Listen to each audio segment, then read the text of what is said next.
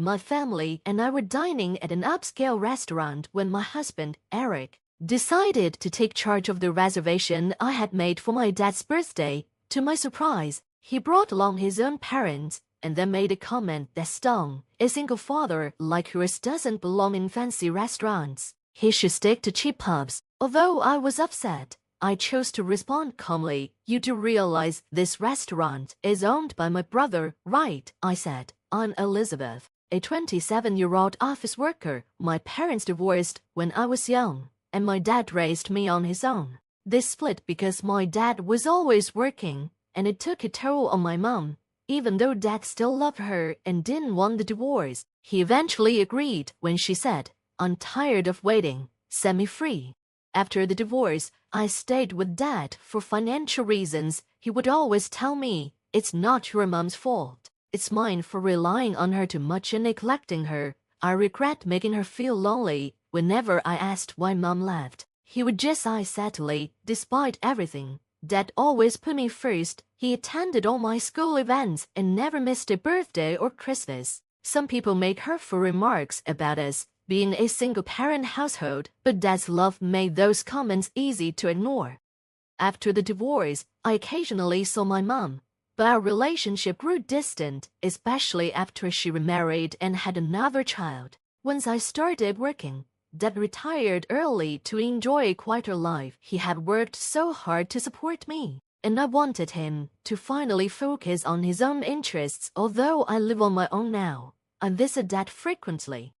2 years ago, I married Eric, who had been introduced to me by a friend. Eric is hardworking and honest, and my dad quickly grew fond of him. His parents were also welcoming and accepted me immediately. However, the idea of moving into Eric's family home caused me significant distress, especially considering both my parents.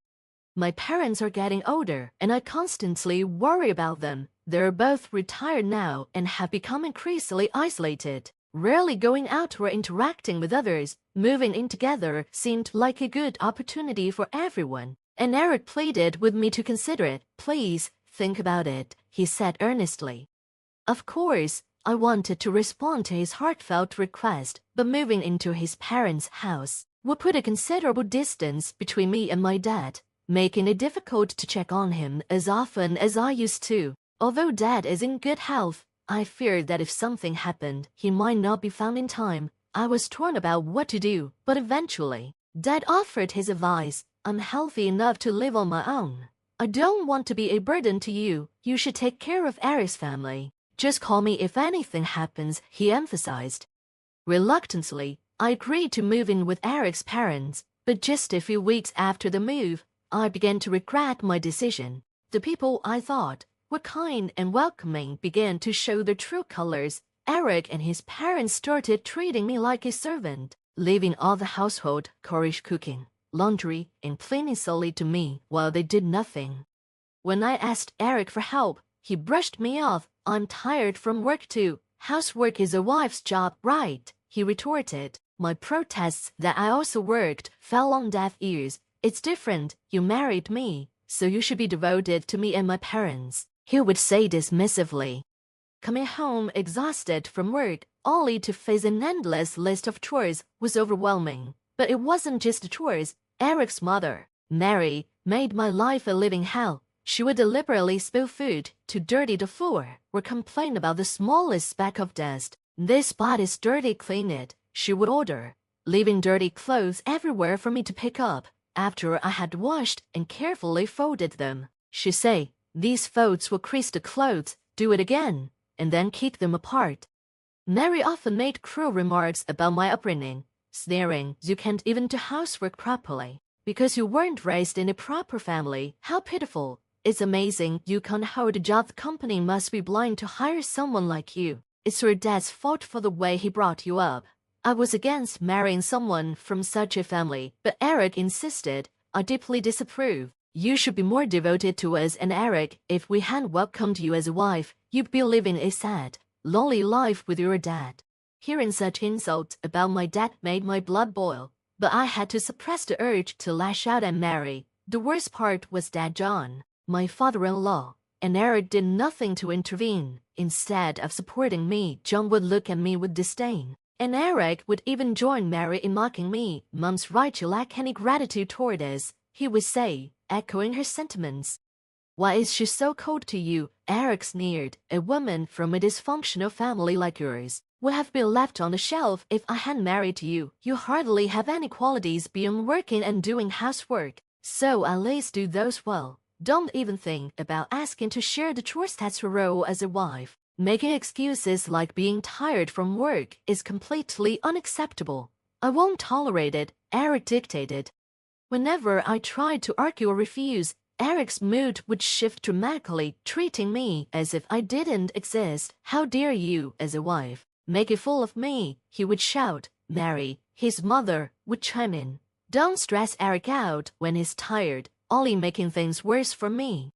Some of the furniture in my in-laws' house had been bought with my money, and not by choice. They had abruptly taken me to an electronics store, pressuring me to buy things. I capitulated under the public pressure, not wanting to cause a scene. But the harassment didn't stop there. When I tried to visit my family for Christmas, they obstructed me at every turn. "You're our wife now. Focus on our preparations. We have a feast to prepare and thorough cleaning to do. Your dads all alone won't be doing much, right? We have other relatives to entertain." They insisted. When I persisted in wanting to go home, they responded childishly, spilling juice on my packed clothes and hiding my shoes. Facing daily complaints and harassment, I reluctantly gave up the idea of going back home. Unable to reveal the truth, I told Dad, "The in-laws' house is busy with Christmas preparations, so I'll stay and help. I'm sorry I can't make it back." Dad didn't blame me. "It can be helped," he said gracefully. "Don't worry about it. It's busier there with more people. I can't manage fine alone here," he comforted me. Eric's ongoing tyranny made me seriously consider divorce, but I was troubled about how to break the news to Dad, who was always so understanding and kind. Determined to celebrate my father's 60th birthday without causing him any pain, I secretly made a reservation at a renowned fancy restaurant. Knowing Eric and his parents might object, I simply told them I needed to return home briefly. They grumbled but accepted my excuse when I promised it would be just for the day. Dad was overjoyed when he learned about the restaurant reservation. "I'm so blessed to have such a wonderful daughter. Thank you so much," he said, and hearing his gratitude filled me with immense happiness. However, I never anticipated what would happen next. As we arrived at the restaurant and informed the staff about our reservation, we were met with a shocking revelation. There was already a reservation for 2 under my name, but 3 people were already seated. Confused, I went to check the reserved table and was stunned to find Eric and his parents sitting there. Eric looked up with a smug smile and sneered. "Too bad you can't outsmart us and dine fancy just by yourselves." The in-laws didn't even acknowledge us, engrossed in the feast they had presumably ordered for themselves.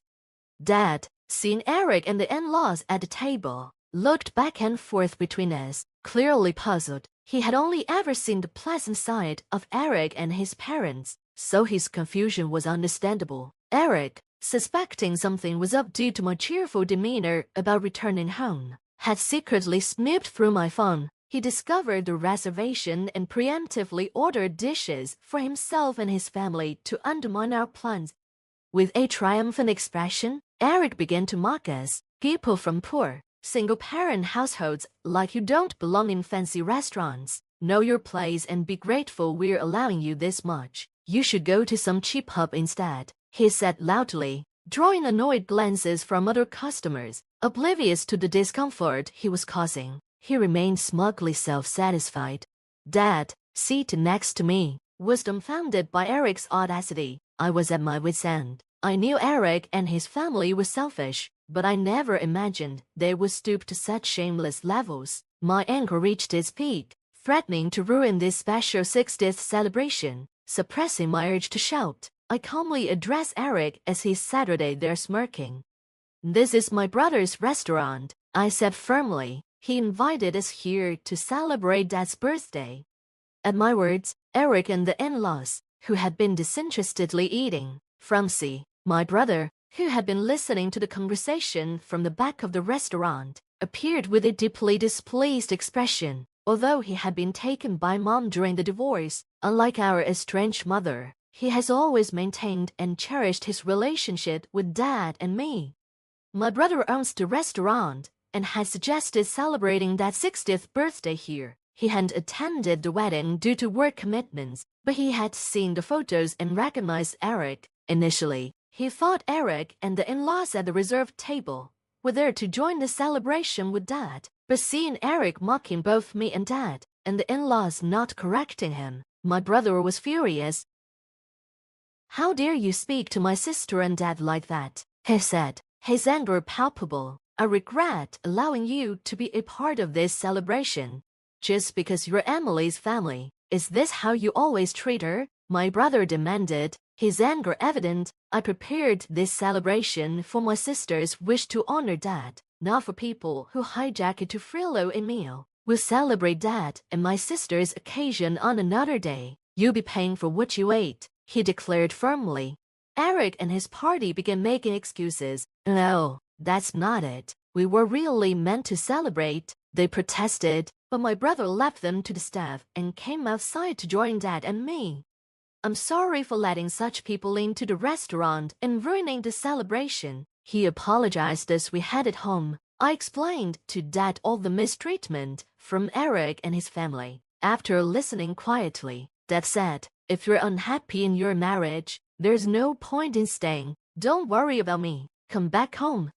So, instead of returning to the in-laws' house, I went straight to my own home. Shortly after, my brother called to inform me that Eric and his family had caused a scene over the bill but had reluctantly paid when threatened with police involvement. Minutes later, Eric called, furious. "Where are you? You've embarrassed us. Send the money we paid," he yelled. "I will pay a penny of it," I retorted. "I'm done with you, and we will be divorcing. I've gathered evidence of the bullying, so be prepared." I had been collecting evidence of the harassment from Eric and his family, which they never suspected. According to a lawyer I consulted, the forced purchases and other financial exploitations were enough to prove psychological abuse. Realizing I was serious about the divorce, Eric panicked. "No one but me would marry a woman from a single-parent household. Do you want to upset Dad?" he threatened. I scoffed. "Dad said my happiness matters most. I'd rather be with him than deal with the likes of you." Eric warned, "You regret this. Think it over." But I hung up and proceeded with the divorce preparations. Eventually, Eric and I divorced. He was reluctant due to concerns about societal image but eventually gave in. As the court date approached, I had gathered substantial evidence of psychological abuse, which ensured I received a fair settlement in the divorce. During the property distribution, I took steps to protect my assets and secure my future. I reclaimed the furniture I had purchased for the in-laws' house, exercising my legal right as the buyer. The in-laws tried to complain, but my lawyer simply pointed out that a purchaser naturally retains the right of possession, leaving them defeated. A few months after moving back to my parents' home, Eric reached out, seeking reconciliation. He explained that on the day of the incident at the restaurant, his boss and colleagues had been there for a work celebration. They overheard everything he said to me and Dad. His boss, who had grown up in a single-parent household, was deeply disappointed in Eric's disparaging remarks. As a result, Eric's promising career was jeopardized. He lost his standing and any chance of advancement, and his colleagues regarded him with contempt as a psychological abuser. Eric's troubles didn't end at work. The in-laws' household had become chaotic. Before the divorce, Eric and the in-laws had offloaded all household chores onto me. After the divorce, they were now bickering over who should do the chores, with Eric being pressured to buy new furniture to replace what I had taken and contribute more financially. Eric pleaded, "I was wrong. Elizabeth, I took advantage of your kindness too much. I've truly reflected and want to start over." But my feelings had cooled significantly. It seemed likely that Eric was facing increased pressure to manage household chores at the in-laws' place and was trying to offload some of their financial demands onto me. I firmly rejected his proposal. No way. I wouldn't get back with you even if you paid me. I can't see you changing back and exploiting me again once we're married. I was foolish not to divorce you sooner. Maybe Dad's 60th wouldn't have been ruined. We're divorced now. If you contact me again, I'll consult my lawyer, I said, then hung up the phone. The mention of a lawyer seemed to resonate, as I received no further attempts at reconciliation from Eric. And now, I'm happily living at home with Dad, and my brother occasionally visits, bringing gifts. His wife is pregnant, and he seems truly happy. Dad and I are both excited about the baby, while I'm not considering marriage anytime soon. If the opportunity arises, I'll be sure to choose